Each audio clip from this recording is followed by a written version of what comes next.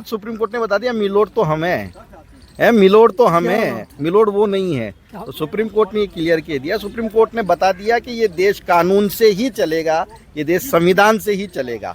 आप ऐसा कोई कानून नहीं बना सकते जो संविधान की रूह को डैमेज करता हो, जो कॉन्स्टिट्यूशन की रूह को डैमेज करता हो, जो नागरिकों के अधिकारों का हनन करता हो। और इस कानून जो इन्होंने अमेंडमेंट किया, इसके अंदर तो आर्टिकल 26 का पूरी तरीके से वायलेशन हो रहा था। धार्मिक दोस्तों को आपको पता है कि आजकल पूरे विश्व की नजरें हिंदुस्तान के सुप्रीम कोर्ट ऑफ इंडिया सर्वोच्च न्यायालय पर लगी हुई है, और लगी हुई है संजीव खन्ना यानी चीफ जस्टिस के वक्तव्य पर कि आखिर आज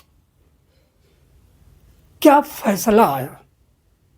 तो आपको बता दूं कि 5 मई तक के लिए फिलहाल chief justice of India Sanjiv Khanna ji ने किसी भी तरह के संशोधन पर फिलहाल अभी रोक लगाई हुई है। 5 तारीख को अगली सुनवाई है। क्या इसे हम मुसलमानों की एक आंशिक जीत माने? क्या वक्फ बोर्ड के लिए तमाम याचिकाएं दायर करने वाले उन तमाम बुद्धिजीवी संगठन सेकुलर शक्तियों का या मुस्लिम हितैषियों की जीत माने, या जीत की पदचाप, या फिर ऐसा कुछ नहीं? ये देखने के लिए हम अपना कयास लगाना छोड़कर सुप्रीम कोर्ट के उन अधिवक्ताओं का आज वक्तव्य सुनते हैं जिनसे मैंने तमाम तरह के सवाल पूछे।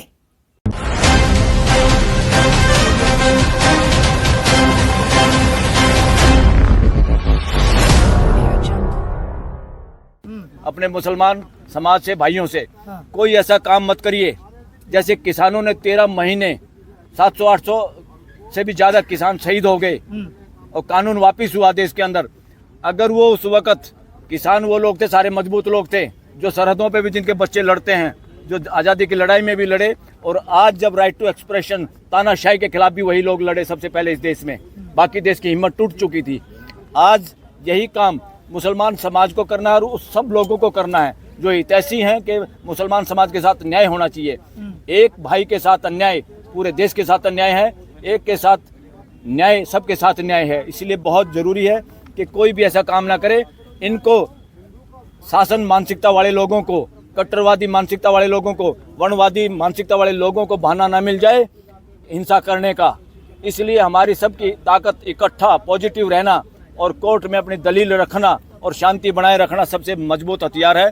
इसलिए कोई बहाना मत देना ताकि ये दुष्प्रचार करे देश के अंदर कि देखो हिंदुओं तुम फेवर में खड़े हो मुस्लिम समाज के और ये बदमाश लोग हैं, ये हिंसा कर रहे हैं। ये हिंसा बहुत छोटी चीज़ है, इसके लिए ये काफ़ी लोगों को मरवा सकते हैं जिसके हाथ में ताकत है, और बदनाम भी कर सकते हैं। मीडिया भी इनके हाथों में, गोदी मीडिया। तो इसीलिए शांति से पूरा देश आपके साथ है, जायज़ बात के साथ है, इस अन्याय के खिलाफ है पूरा देश। और जो थोड़े से कट्टर हिंदुओं को छोड़ के बाकी कोई इस बात के साथ नहीं है कि किसी के साथ अन्याय हो। मुसलमानों को सड़क पर आना चाहिए, क्या कहेंगे? सड़क तो हमारी साजली है, जब उसकी आवाज कोई ना सुने सड़क पे आने से कौन रोकेगा? तो राइट टू एक्सप्रेशन है, अपना विरोध प्रकट करने का एक तरीका है, मगर वो कानून के दायरे में होके। मगर अब सरकार का जो रवैया है ये ब्रिटिश हुकूमत से भी ज्यादा खतरनाक तरीका है। ये लोग जंतर मंतर पे भी, दिल्ली में भी लगातार धारा 144 163 लगाए बैठे हैं। ये धारा 44 अंग्रेजों का इस देश को गुलाम बनाने के लिए, राइट टू एक्सप्रेशन उनका आवाज बंद करने के लिए ये धारा थी। ये धारा करनी चाहिए थी तो कैंसिल, किसी भी सरकार ने कैंसिल नहीं की, मगर अब इन्होंने सबसे ज्यादा दुरुपयोग उसका किया कर रहे हैं। इसलिए लोगों को जरूरत पड़े तो प्रदर्शन जरूर करने चाहिए, उसको कोई रोक नहीं सकता। सर 2019 में सीए के खिलाफ भी बड़ा शांतिपूर्ण प्रदर्शन हुआ था, लेकिन उसे मोड़ कुछ और दिया गया। उसको मोड़ दिया गया, उसको तानाशाही से दबाने की कोशिश की थी, और कई युवा अभी भी जेल में है उस वक्त के लोग हैं। और इसका हम बार बार कहते हैं, जो लोगों के ह्यूमन राइट, जो कोई भी एडवोकेट जो राइट टू एक्सप्रेशन किसी संविधान के द्वारा ही दिया हुआ अधिकार नहीं है, ये प्रकृति से मिला हुआ अधिकार है। किसी की आवाज बंद करने का मतलब है अस्तित्व के को चैलेंज करना, अस्तित्व के नियमों की उल्लंघना करना। अस्तित्व ने आदमी को बोलने के लिए बनाया। आज सुप्रीम कोर्ट ने एहसास करा दिया केंद्र सरकार को कि गलत है केंद्र सरकार। 100% एहसास तो है ही, तभी तो अपने आप ही कह दिया हम नहीं करेंगे। जब मैं टाइम दे दो हम ऐसा नहीं करेंगे, वैसा नहीं करेंगे, डी नोटिफाई नहीं करेंगे, कलेक्टर जो कर रहा है वो काम अब ये नहीं करेगा। ये सारा का सारा एक तरह से स्टे है। प्रेशर है कहीं ना कहीं, उनको समझ लिया कि कोर्ट ऐसा करने जा रही है, मगर उन्होंने अपनी दलील दे के बस इतनी जान बचा ली आज कि भाई वो डायरेक्ट स्टे ना किया जाए। मुसलमान को खुश के निगरान जो है, क्या उनकी भी इसमें गलती रही है पहले? जो निगरानी में थे, जो निगरानी जिनके में थे। देखिए, सुधार की तो जरूरत है हर जगह पे। ये खाली सुधार फिर वक़्फ़ में नहीं है और खाली मस्जिद में नहीं है, ये मंदिर में भी है, मठों में भी है। ये सारे के सारे केंद्र इस तरह के हो गए। बहुत जगह तो धार्मिक स्थान हमारे हो गए हैं देश के लोगों को कट्टर बनाने के लिए। साइंटिफिक टेम्पर हमारा संविधान कहता है बनाना है, हमें हिसाब किताब लेना होगा, वो कानून बनाना चाहिए था। सर संशोधन के नाम पर एक बड़ा उल्टा क्लाज उसमें कि 5 साल नमाजी होने का प्रमाण जो मांगा जा रहा है, उसके बारे में क्या कहेंगे आप? ये बकवास है। कौन ठेकेदारी देगा भाई? कौन 5 साल से हिंदू, कौन जोत लगा रहा? हम तो बहुत सारे हिंदू हैं जोत और मंदिर में जाते भी नहीं और जाने की जरूरत भी नहीं समझते। मंदिर से ज्यादा ज्ञान मेरा अपना दादा हमारे बुजुर्ग दे देते, क्या करेंगे मंदिर में जाके? और कुछ किताबें ऐसी जो हमारे समझ में भी नहीं आती। तो क्या इसका उद्देश्य हमें जिंदा जो लोग हैं, अच्छे आचरण से जीने वाले जो लोग हैं, उनको फॉलो करने की जरूरत है किताबों से ज्यादा। लेकिन यहाँ से कुछ एडवोकेट निकल रहे थे, वो कह रहे थे कि हिंदू पक्ष की जीत हुई है। क्या लगता है इस फैसले से किसी पक्ष की जीत हुई है क्या? इसमें पक्ष वक्ष तो है ही नहीं कोई। इसमें भारत के एक नागरिक, एक समाज का एक तबका है जो उससे प्रभावित होता है। ये उनकी जीत और उनकी जीत की खुशी में पूरा देश शामिल है। न्याय के पक्ष देश इतना कमजोर कर दिया, पूरे देश को भिखमंगा कर दिया, पूरे देश को रीढ़ की हड्डी ऐसे टेढ़ी कर दी और सब लोग सरकार के नॉनसेंस पे और सरकार की बेवकूफ़ियों पे बोलने का हमारा अधिकार भी छीनता जा रहा है। और देश में बोलने का अधिकार और भ्रष्टाचार का जो मेडल है, गोल्ड मेडलिस्ट है भ्रष्टाचार में इंडिया। सर आप बोलने के अधिकार के मामले में सबसे घटिया इंडेक्स हमारा, हम सबसे फिसड्डी हैं बोलने की आज़ादी में इस दुनिया के अंदर। इससे साबित होता है कि हमारा तंत्र जिन लोगों के हाथ में, वो नालायक लोग हैं, बेवकूफ लोग हैं, नकारा लोग हैं। तो क्या आपको लगता है कि सरकार इसके बाद कोई, क्या आपको लगता है कि सरकार इसके बाद कोई कदम वक्फ को हटाने के लिए नहीं उठाएगी? अरे उठाएगी तो पहली बात तो जागरूक होना चाहिए देश को। ये सरकार के भरोसे सोने वाले वैसे ही हो गए जैसे बादशाह और सुल्तान के भरोसे सोने वाले लोग। तुम आप बादशाह या सुल्तान या राजे महाराजे हमारे क्या करते थे? देश जाए बाढ़ में, देश के बच्चे चाहे रांडे घूमे, वो अपने कहीं कहीं 1000 रानियां रख लेते थे। तो किसके चक्कर में रहो आप?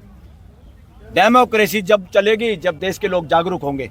डेमोक्रेसी तभी काम करेगी जब देश के लोग हिसाब मांगेंगे, जागते रहेंगे। घर का मालिक नहीं जागना बंद कर देगा तो खुद का चौकीदार घर वाले की भी हत्या कर देगा, सारा सामान लूट के भाग जाएगा। क्या श्राइन बोर्ड बने हुए हैं, उसमें मुस्लिम क्या किसी कौम के लोग, ईसाई भी नहीं लिए जाते, तो फिर इसमें क्यों वो हिस्सेदारी मांग रही है? यही सवाल जो है चीफ जस्टिस ऑफ इंडिया ने जो गवर्नमेंट सॉलिसिटर को पूछा, क्या आप मंदिर के जो ट्रस्ट बोर्ड होते हैं उसमें आपको मुस्लिम लेने का कुछ प्रावधान करोगे? तो उसका कोई जवाब नहीं था उनके पास।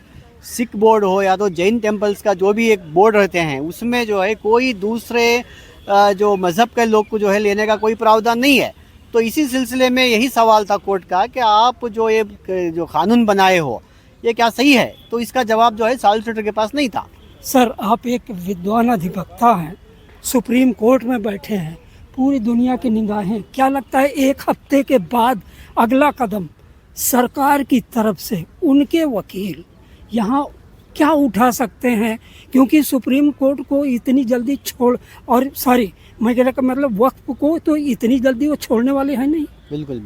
तो अभी जो ये पिटिशंस डाले गए ना, इसके जो जवाबी कार्रवाई है उनकी स्टेटमेंट ऑफ ऑब्जेक्शन डालने के लिए 2 हफ्ते का टाइम दिया गया है। 2 हफ्ते का। तो उसके बाद जो है फिर 5 से 7 दिन के अंदर रीजॉइंट फिर इसका दोबारा जवाब देना होगा हम लोगों को। उसके बाद 5 मई को जो है इसकी कार्रवाई शुरू होगी। बहुत बहुत शुक्रिया सर। मैं एक चीज़ और, आप सारी चीज़ों से वाकिफ़ है। ज़्यादातर इस केस में होता ये है कि चाहे वक्फ के मेंबर हों या सरकार के अंध समर्थक हों, दोनों तरफ पूरी जानकारी वक्फ के बारे में लोगों को नहीं है। मुस्लिम समाज जिसे आज कहा जा रहा है कि आप लोग खुश हो सकते हो, ये क्या संदेश देना चाहेंगे? बिल्कुल, अभी ये मुसलमान भी जो है 70 पर 5 साल जो आज़ादी के बाद अभी जागा है, तो ये बीजेपी के लोग इनको जगाए हैं जो इतने साल तक ये प्रावधान नहीं था।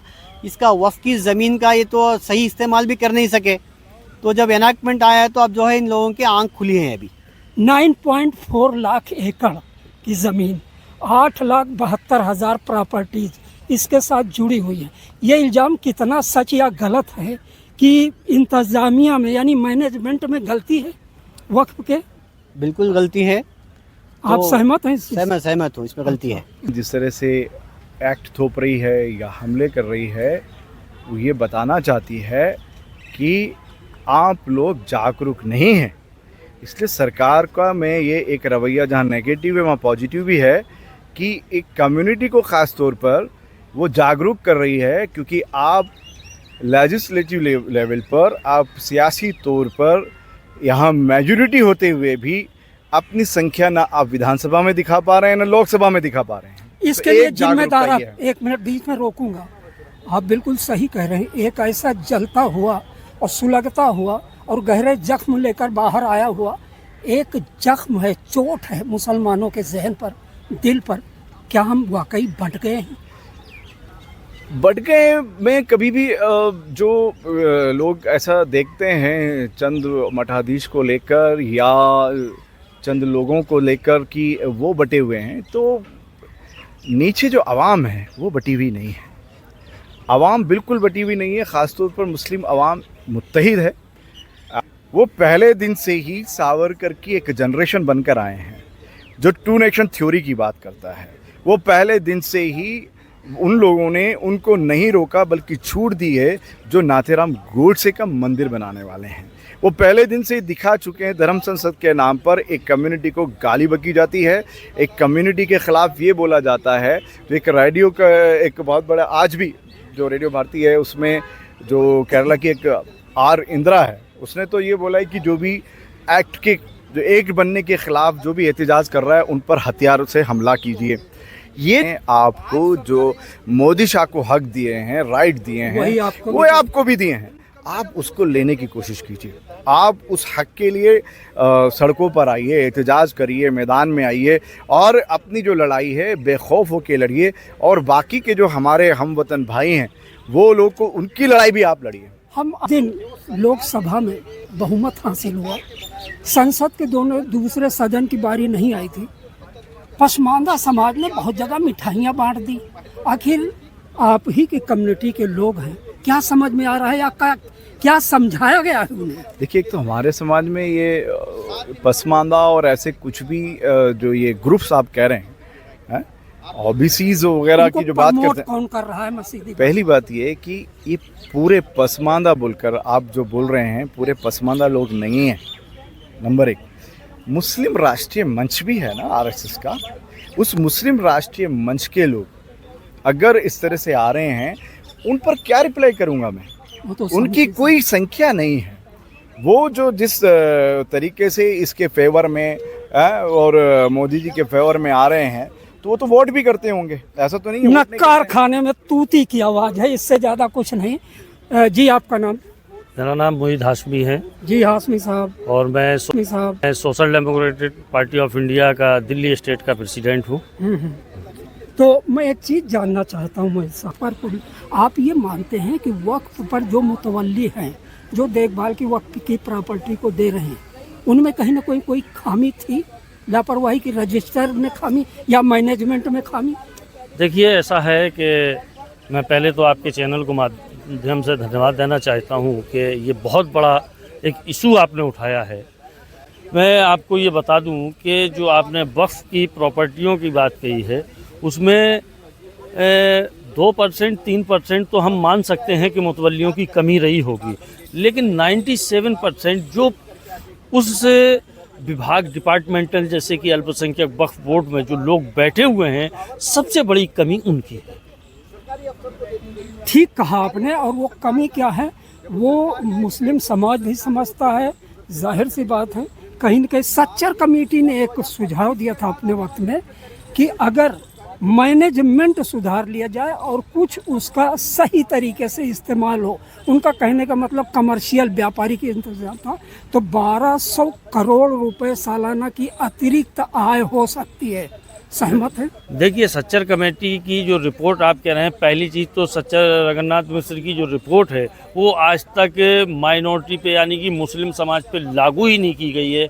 एक वक्फ नहीं, पूरे मसले पे। कांग्रेस ने नहीं किया उन्हीं के टाइम में। हाँ, ये देखिए, एक सांपनाथ है, एक नागनाथ है।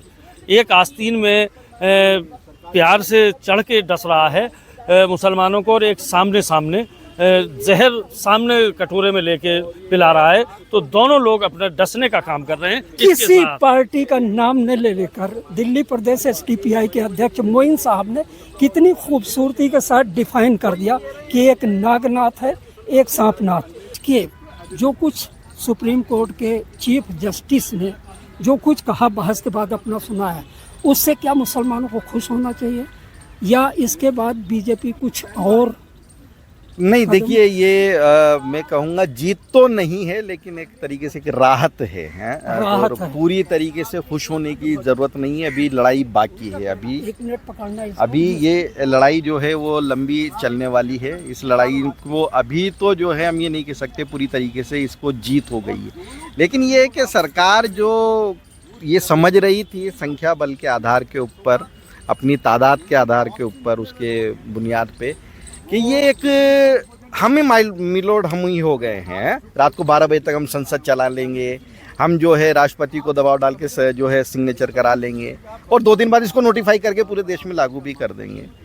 तो सुप्रीम कोर्ट ने बता दिया मिलोड तो हमें है, मिलोड तो हमें, मिलोड वो नहीं है। तो सुप्रीम कोर्ट ने ये क्लियर कह दिया, सुप्रीम कोर्ट ने बता दिया कि ये देश कानून से ही चलेगा, ये देश संविधान से ही चलेगा।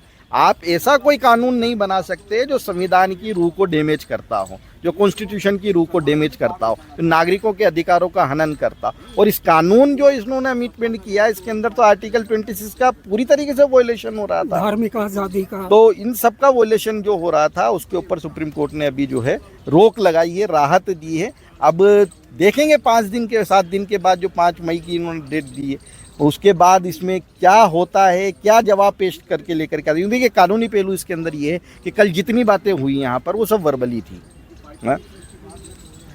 और तुषार मेहता ने कुछ कहा, कपिल सिब्बल साहब ने कुछ कहा, और वकीला ने कुछ कहा, लेकिन आज जो ही वो ठोस बात है वो कागज के अंदर लिखी गई बात है। और ये कहा गया है कि आप भी लिख करके लाके दो कि आप क्या करोगे। तो सरकार फंस गई है अब। सर, सामयिक रूप से ही सही, लेकिन पानी के ये जो चंद इस गर्मी में छींटे मिले हैं पब्लिक को, सेकुलर इंडिया को, मुस्लिम को, या मुस्लिमों का साथ देने वाले बड़ी तादाद में हिंदुओं को, उसके बारे में। हाँ, ये एक बड़ा अच्छा आपका वो है। देखिए, मैं समझता हूँ कि सिर्फ मुसलमान ही खुश नहीं है, खुश हर वो इंसान हिंदुस्तान का, हर वो नागरिक खुश है जो इस मुल्क के संविधान पे यकीन रखता है, जो इस मुल्क के सुप्रीम कोर्ट को मानता है, उस पर भरोसा रखता है। वो सब खुश हैं कि ये जो आज का एक रोक लगी है एक तरीके के साथ, जितने भी दिन की है, तो वो रोक जो है वो इस मुल्क के कानून के राज को जो स्थापित करती है। तो बहुत बहुत शुक्रिया आपका।